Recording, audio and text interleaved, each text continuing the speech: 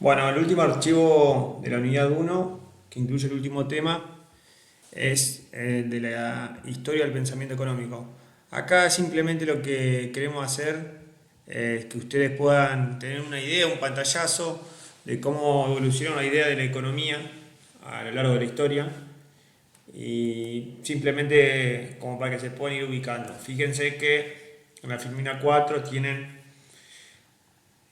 diversos procesos o etapas en los cuales arrancan con la economía en la antigüedad, la economía en el medioevo, el régimen feudal, después aparece el mercantilismo, los fisiócratas, la escuela clásica, la escuela marxista, el neoclásico y la revolución keynesiana. Lo único que vamos a hacer es conocer algunos aspectos de cada uno de ese periodo, pero no entrar en profundidad. Esto quizás ustedes lo habrán visto en la secundaria o en historia, que cómo era la economía en la antigüedad, donde la unidad económica de la familia, no existían las empresas, eh, se basaba principalmente en la producción agrícola, que era para el autoabastecimiento, y casi que no había intercambio, más que muchas veces el trueque con algún vecino o alguien cercano. Y la esclavitud era una práctica común, distinto a la economía moderna. Y el excedente de la riqueza muchas veces se utilizaba en cosas suntuosas, como pueden ser construcciones de castillos o reliquias de oro. Acá fíjense que el ejemplo son pirámides, templos. Bueno, después viene la economía de la Edad Media, que se da el inicio con la caída del Imperio Romano, y ahí aparecen los estados o entidades políticas, pero en pequeña escala, y aparece lo que es el régimen feudal. El régimen feudal, también quizá lo vieron, es una persona que era propietaria de tierras y que dentro de esas tierras tenía sus siervos o esclavos, pero como no había una organización de país o de estado en la cual haya o se encuentre la implementación de un sistema de seguridad, de salud pública, lo que hacía el feudal le daba esa protección al siervo o a la persona que tenía a cargo a cambio de protección y alimentos. Bueno, ahí aparece la feria como un inicio del intercambio y todavía no estaba la actividad industrial, o sea, todavía no apareció la maquinaria, pero sí las organizaciones de artesanos se empezó a forjar como un anticipo de lo que más adelante iba a ser la revolución industrial. Después surge el mercantilismo que rompe la economía feudal. Un ejemplo claro del mercantilismo es cuando se da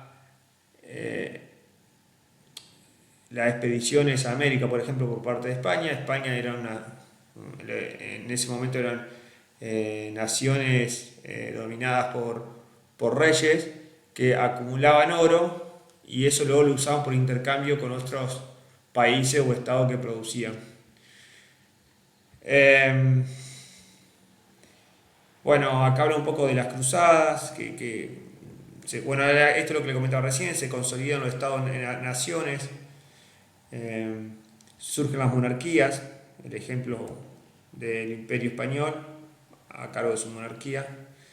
Y también se da una reforma religiosa que, bueno, en sociología lo van a ver, que Weber lo trabaja, eh, que a partir de la austeridad luego, este es el gran anticipo, a partir de la austeridad lo que hacían las personas como una manera de lograr la indulgencia o el amor de Dios era sacrificándole que daba un ahorro y eso luego lo utilizaba para el trabajo como un sacrificio, lo reinvertía y ahí aparece la capitalización.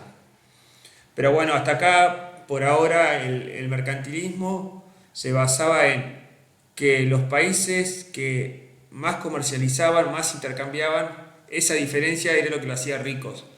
Es decir, mayor intercambio, mayor sería como un spread que existe ahí, pero mayor intercambio era mayor ganancia y los países que mejor comercializaban y en mayores cantidades de transacciones eran los países más prósperos o que tenían mayor bienestar. En el caso era, por ejemplo, España, que traía el oro de Europa, perdón, de América, lo llevaba hacia Europa y era poderoso porque tenía mucho oro y que eso le servía para el intercambio y poder mantener a su pueblo.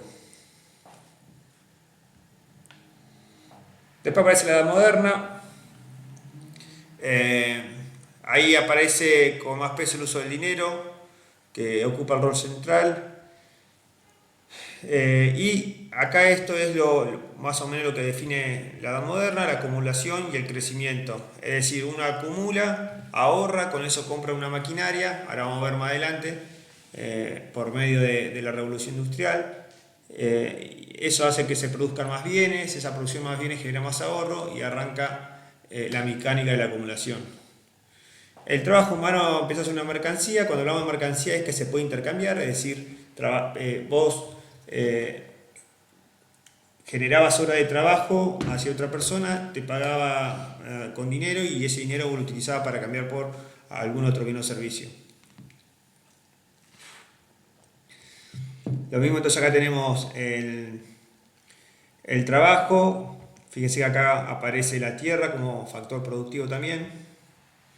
Y eso también generó un efecto social, que es que mucha gente del campo se vaya hacia las ciudades y aparecen las grandes urbes a partir del trabajo industrial. Entonces acá dice: se comienza a diferenciar los factores de la producción, lo que habíamos visto en videos anteriores: capital, trabajo y recurso natural. Aparecen términos como competencia, movilidad de los factores productivos. Es decir, empieza a aparecer la industria capitalista de obtener la mayor cantidad de ingresos con el menor uso de recursos. Eso me daba una ganancia y esa ganancia yo la reinvertía o al empresario. Entonces acá aparece: con este largo proceso de transformación surge el capitalismo. Capitalismo tomando como que el capital, la acumulación, permite producir mayor cantidad de bienes y servicios. Esa mayor cantidad de bienes y servicios te da un mayor ingreso que se reinvierte y así va creciendo el capital. Ya vamos a ver que Marx critica ese sistema y le encuentra una lógica de supervivencia.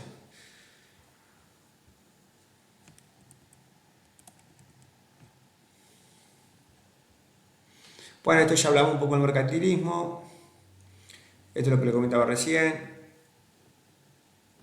A ver. Esto también se los comenté: el comercio y la industria contribuyen más que la agricultura.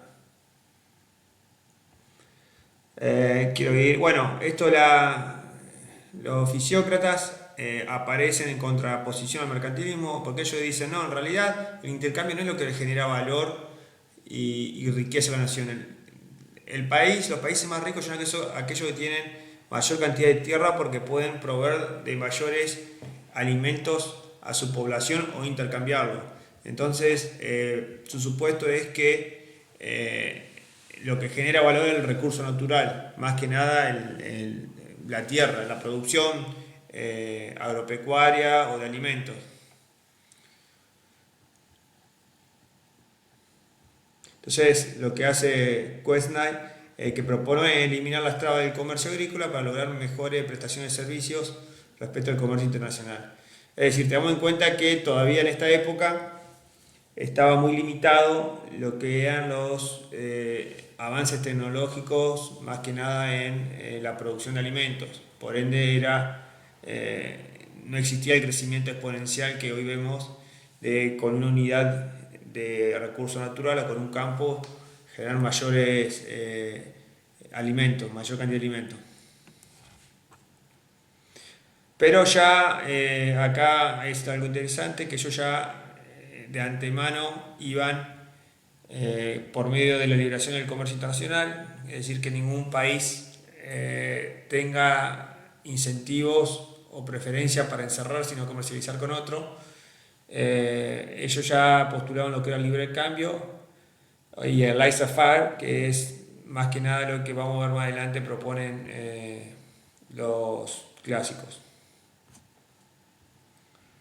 Bueno, estamos más o menos a la mitad. Ahora en el próximo video vamos a hacer la segunda parte de este PowerPoint.